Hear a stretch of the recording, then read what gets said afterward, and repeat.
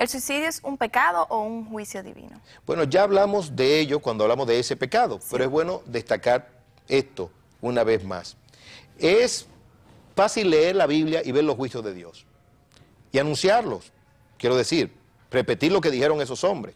Ahora, otra cosa es ver los juicios de Dios operando hoy en día. Hay sistemas teológicos que a veces nos hacen ver la Biblia como un libro muerto. Cuando dicen, ya eso pasó, ya eso caducó, Como ya eso no un existe. libro histórico. Eso, si eso fue en aquel tiempo, ya no ocurre. Bueno, si los juicios de Dios ocurrieron en los días de Noé, en los días de Sodoma y Gomorra, en los días de Jeremías, en los días de Isaías, en los días del Señor Jesús, antes de venir, cuando la matanza de los niños, en los días de Herodes, en los días después del Señor, es decir, en el año 70, después de la venida de Cristo, y recientemente cuando Hitler, juicio de Dios.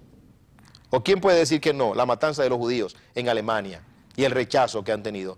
¿Acaso bíblicamente no entendemos como una sentencia divina?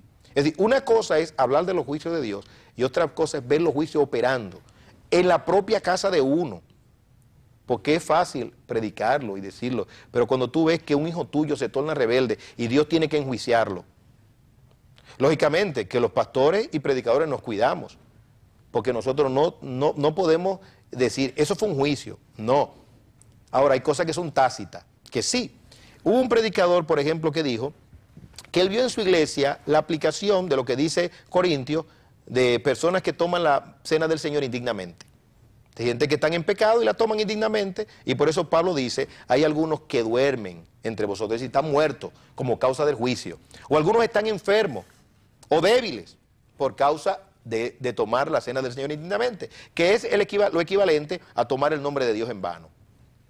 Ese expositor del norte llegó a decir que él lo había visto en su iglesia. Yo no me atrevería realmente a decir eso, pero si él lo dijo, bueno, a lo mejor tiene discernimiento de profeta.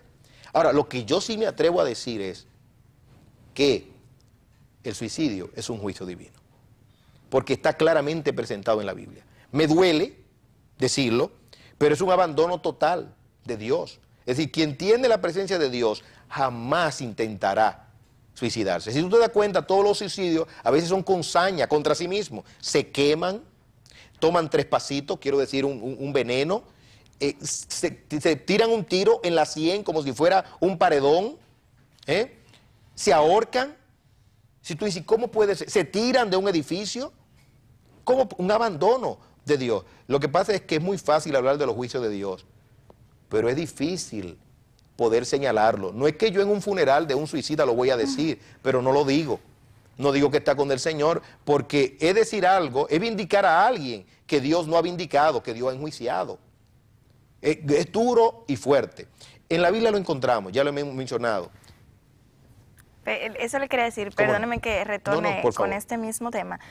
Los ejemplos bíblicos, ¿usted tiene algún ejemplo bíblico que pueda citarnos? Porque más importante que cualquier otra cosa es esto, los ejemplos bíblicos acerca de esto mismo, de que el suicidio sí es un juicio de Dios. Claro, claro que sí, todos los suicidios han venido fruto del orgullo. Es decir, el orgullo ha estado envuelto. Por ejemplo, en el caso de Saúl, dice, aquel cuya alma no es recta, no espera en Dios, sino que se desespera. Y toma su propio camino. Saúl comenzó mal porque comenzó presentando un sacrificio que Dios no le ordenó, ocupando el lugar del profeta de Dios y por ende ocupando el lugar sagrado, profanó lo sagrado. Y Samuel le dijo, locamente has actuado. Y luego hizo lo contrario de lo que Dios le había indicado, consultó brujos. En los brujos o las brujas, la hechicera que él había exterminado, luego va a consultar. Es decir, consulta a Satanás. Dice la Biblia que un espíritu malo de parte de Dios le visitaba. Saúl fue mudado en otro hombre, pero para una misión especial, no que hubo regeneración en él. Y todos los estudiosos de la Biblia serios saben que no hubo allí una transformación interna, sino un equipamiento para él desarrollar una misión particular en Israel. ¿Cómo terminó? Con una espada traspasada en su vientre. Y no solo él. Y no solo él. En el caso, y motivó a su escudero. Ahí vemos lo que ustedes decían lo contaminante. De lo contagioso. De lo contagioso. En el caso de Ahitofel, dio un consejo que era, por cierto, el consejo correcto. Y por ese orgullo perverso que tenía, por no ser escuchado, preparó su casa y fue y se ahorcó. Una sentencia del mismo. En el caso de Judas, no se hizo lo que él quería, porque él quería que ese ungüento se vendiera y se diera a los pobres. Estaba resentido. Era un resentido dentro del grupo. ¿Tú te imaginas un hombre, por ejemplo, como Ahitofel, que fue fiel a David, que era respetado, creído? Es decir, no había duda de la fidelidad de Ahitofel. Y de repente termina siendo un hombre perverso y necio. Igualmente Judas fue el hombre de confianza del Señor y termina. Pero dice la Biblia que entrando Satanás en él. En otras palabras, la protección de Dios se le quitó. Por eso el que esté firme, mire que no caiga. Todo cristiano debe cuidar su salvación con temor y temblor. Y toda persona que no es cristiana debe de saber que hay fuerzas terribles del mal. Y si se descuida, usted es un ateo, negando a Dios, haciendo cosas malas, consumiendo droga, usted le está abriendo un campo a Satanás. Usted está practicando inmoralidades. Mire, usted puede ser presa. Usted que tanto ama la vida, de repente usted mismo odia la vida y se la quita. Entonces el pueblo de Dios tiene que dar un mensaje vertical, directo, contundente, ¿verdad?, a la luz de lo que dice la Biblia, y cuidado, no vaya a ser que alguien podría ser llamado falso, siervo de Dios, ministro de Dios, por decir algo que Dios no le mandó a decir. Es menester estar con Dios, aunque el mundo nos odie. Y Dios ha dicho que el mundo nos va a aborrecer. Y el aborrecimiento del mundo es conceptual.